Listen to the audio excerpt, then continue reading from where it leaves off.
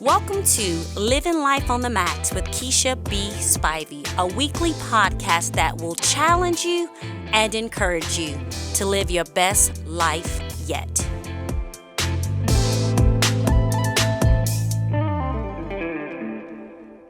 Hello there and welcome to Living Life on the Max. I'm so excited to continue our discussion this week as we're talking about overcoming stress. These last couple of weeks we've been talking about the pressures and stresses that come in our lives, how we cannot escape them, how they are all around us.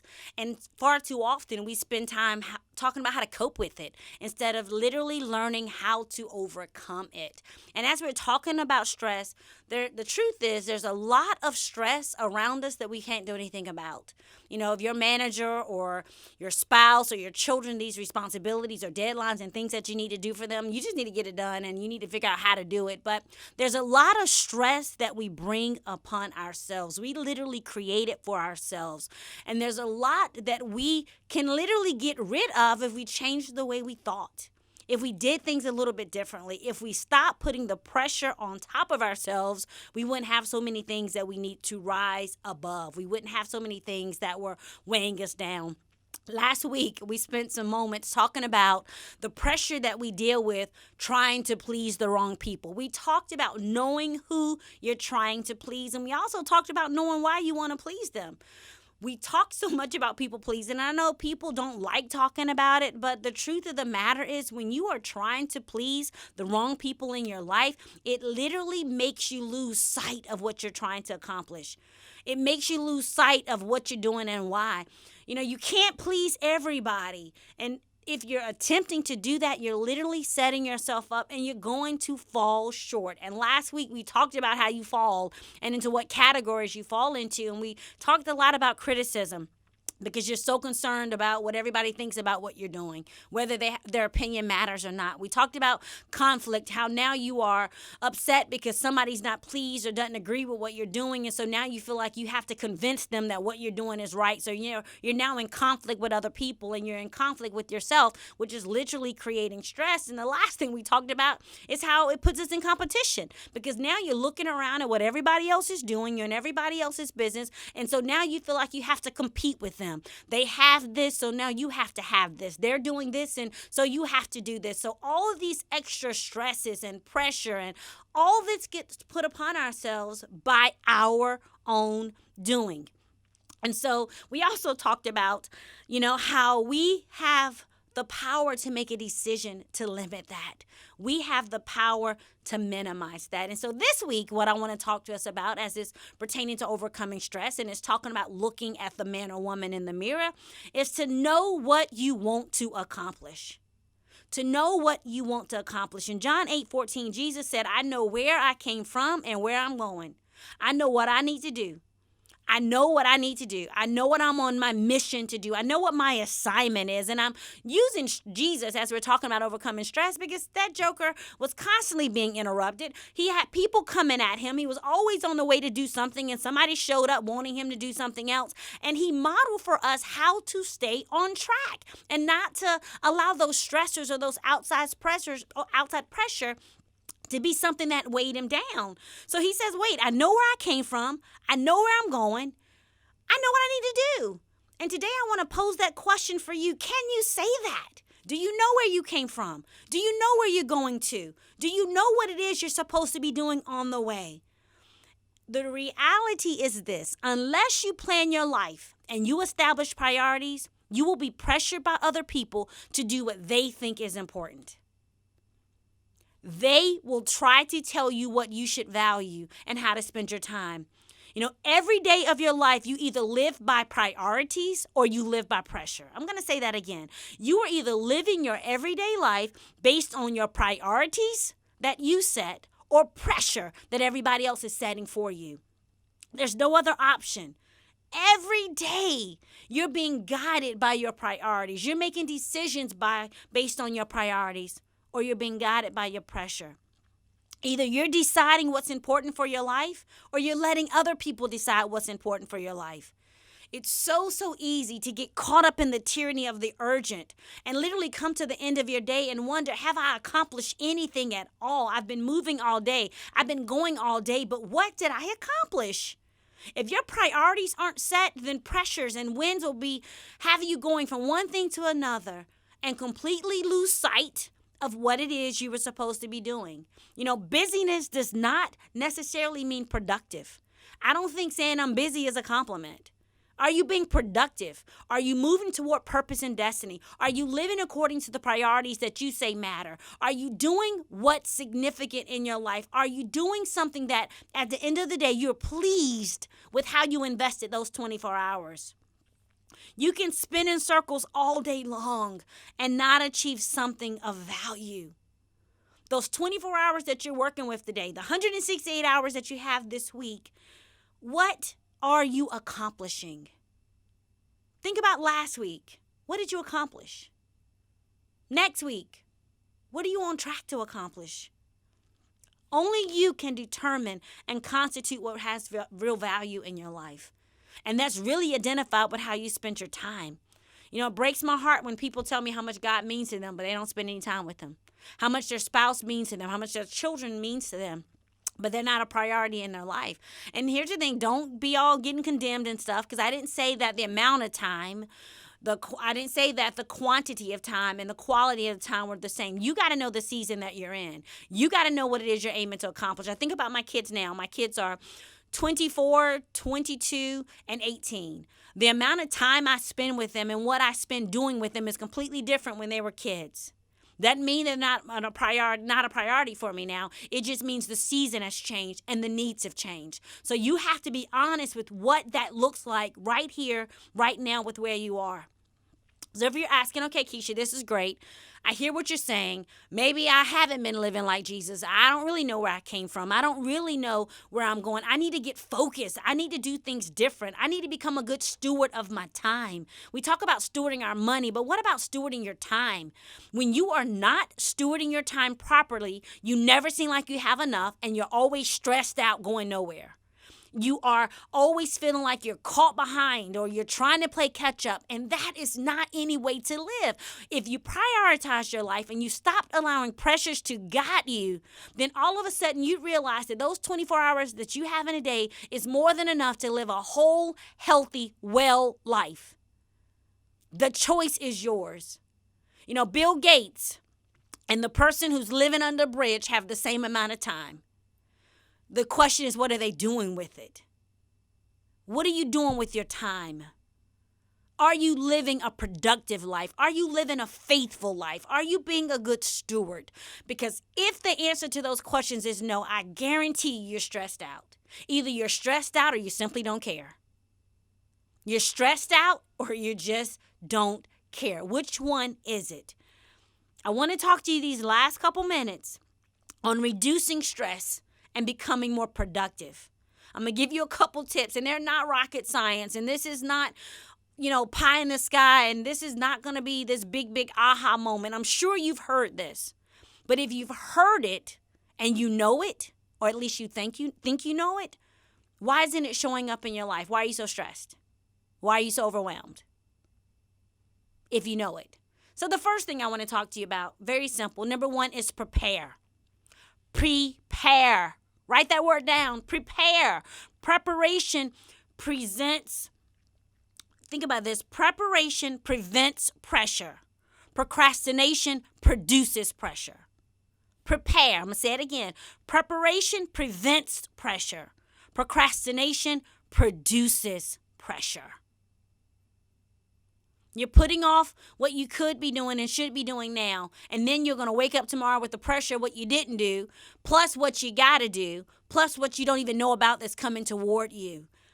Good organization and good preparation reduces stress because you, one, know who you are. Two, you know who you're trying to please. And three, what it is you want to accomplish. So when you prepare with those things in mind, with clearly defined goals, priorities, and you're stewarding your time, it simplifies your life.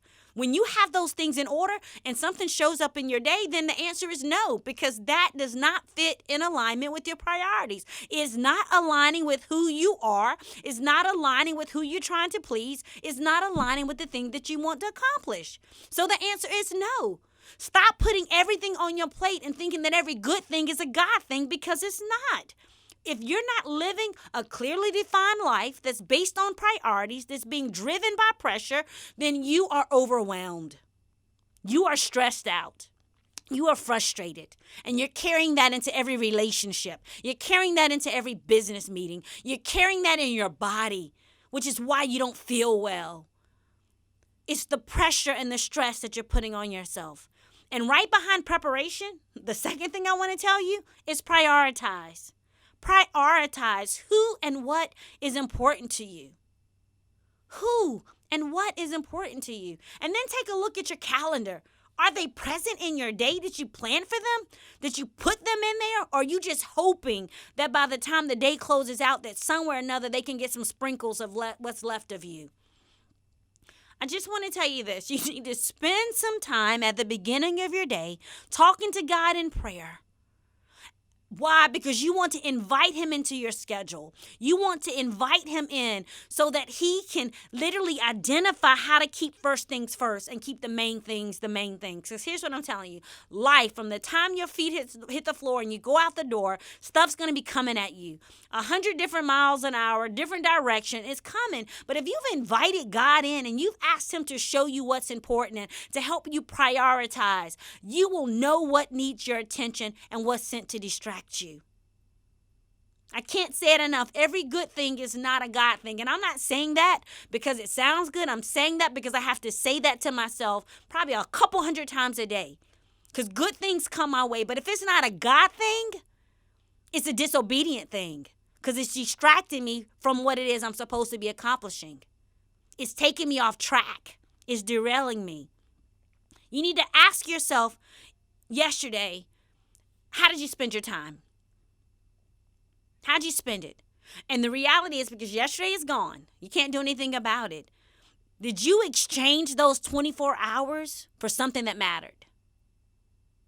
Did you invest them or did you spend them? Did they just slip away? Did they matter? Did they matter? And so when you think about today, the precious present, will today matter? Are you exchanging it for the same thing you exchanged it for on yesterday that's not even important to you, that's not even a priority to you? Or are you living in such a way that today, when I go to bed tonight, I know that what I've done has been a life and a day of obedience and faithfulness and stewardship? I might have missed it. I didn't get everything done that I might would have wanted to get done, but I did the things that mattered. And I can rest like a baby tonight because today counted for something.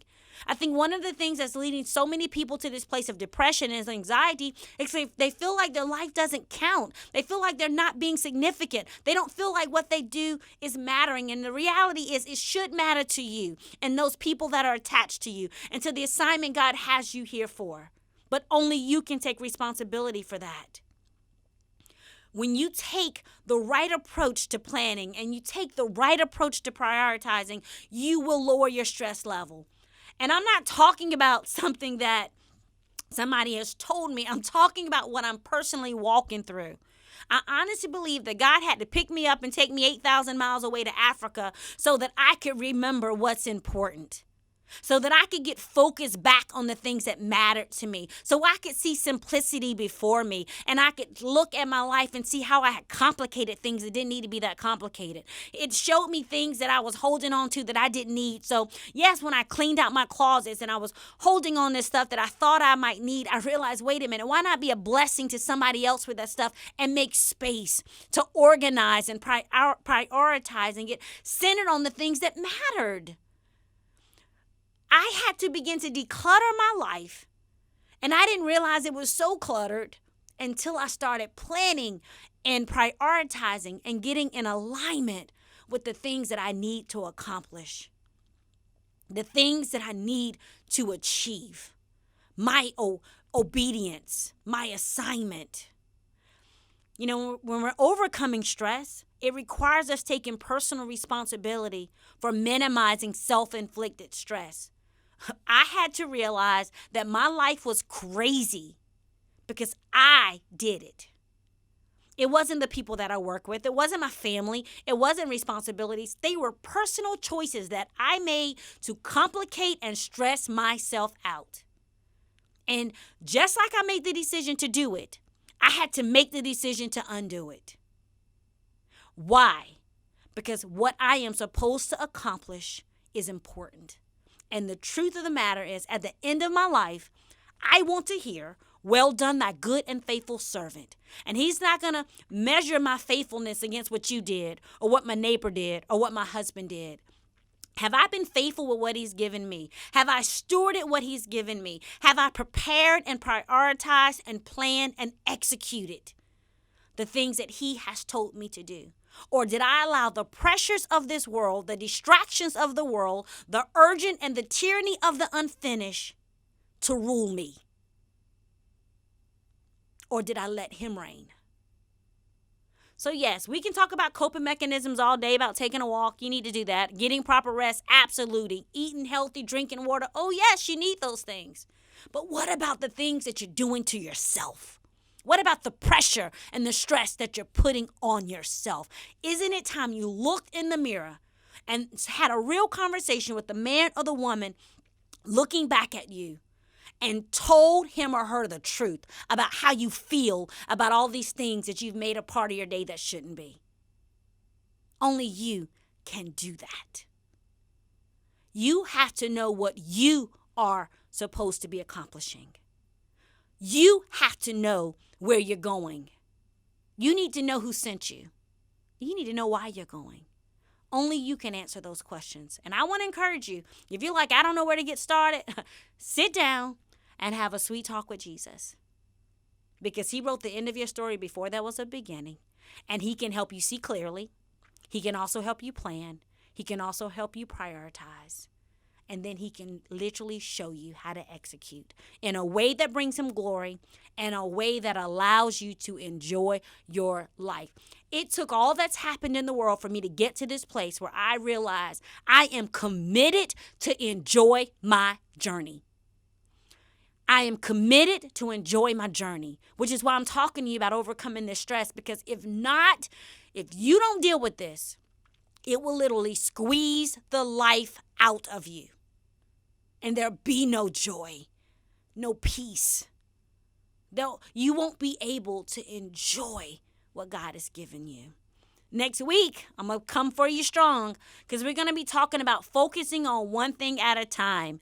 And I think it's so funny that God has me talking and teaching about this, because he has me walking through this, he has me simplifying things. He's helping me to understand multitasking ain't always a good thing. You know, I know the world says do it all, but you can't. Not with excellence and not for his glory. So next week, we're going to be talking about focusing on one thing at a time and about being a finisher. People are so excited about starting, but what about finishing? How much stress is on your life because you got 1,000 things started and you haven't finished any of them? So look forward to connecting on next week. And until then, do you to the max. God bless you.